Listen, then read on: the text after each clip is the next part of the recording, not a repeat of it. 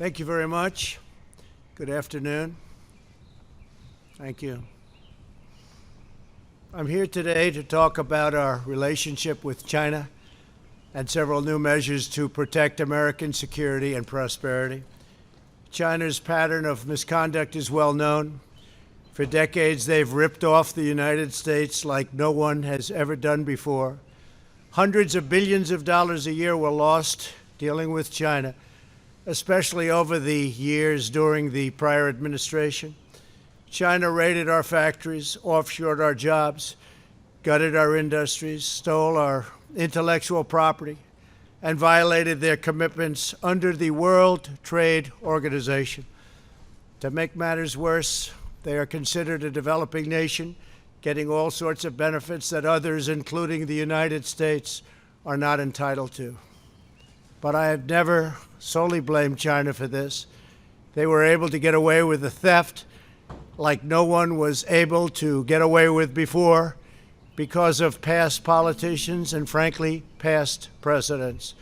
But unlike those who came before, my administration negotiated and fought for what was right.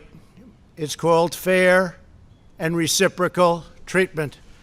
China has also unlawfully claimed territory in the Pacific Ocean, threatening freedom of navigation and international trade. And they broke their word to the world on ensuring the autonomy of Hong Kong. The United States wants an open and constructive relationship with China, but achieving that relationship requires us to vigorously defend our national interests. The Chinese government has continually violated its promises to us and so many other nations. These plain facts cannot be overlooked or swept aside. The world is now suffering as a result of the malfeasance of the Chinese government.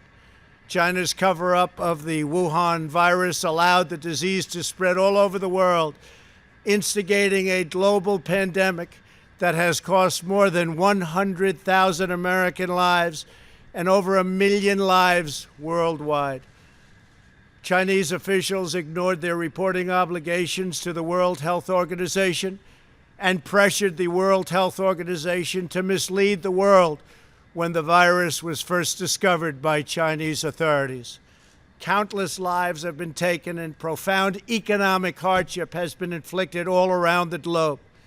They strongly recommended against me doing the early ban from China, but I did it anyway and was proven to be 100% correct. China has total control over the World Health Organization, despite only paying $40 million per year compared to what the United States has been paying, which is approximately $450 million a year. We have detailed the reforms that it must make and engage with them directly, but they have refused to act.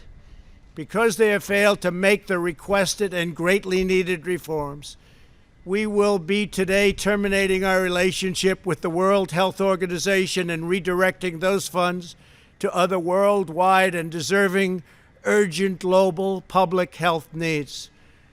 The world needs answers from China on the virus. We must have transparency. Why is it that China shut off infected people from Wuhan to all other parts of China? It went nowhere else. It didn't go to Beijing. It went nowhere else. But they allowed them to freely travel throughout the world, including Europe and the United States. The death and destruction caused by this is incalculable.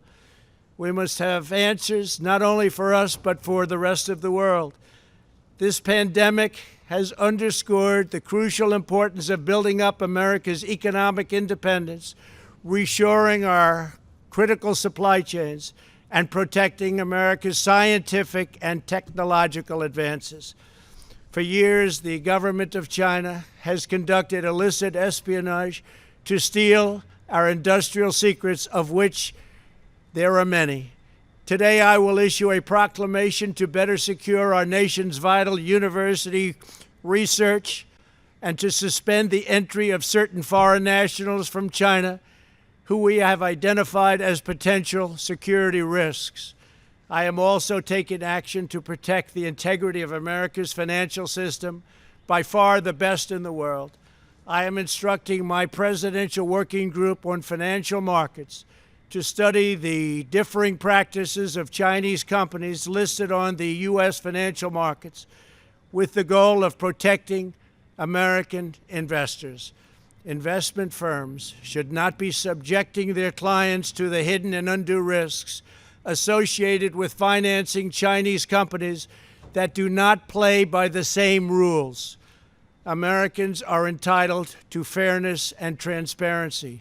Several of the most significant actions we're taking pertain to deeply troubling situations unfolding in Hong Kong. This week, China unilaterally imposed control over Hong Kong's security.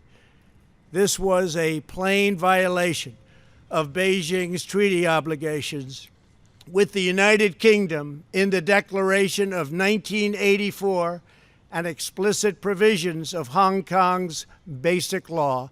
It has 27 years to go. The Chinese government's move against Hong Kong is the latest in a series of measures that are diminishing the city's long-standing and very proud status. This is a tragedy for the people of Hong Kong, the people of China, and indeed the people of the world. China claims it is protecting national security.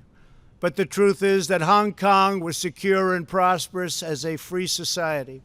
Beijing's decision reverses all of that.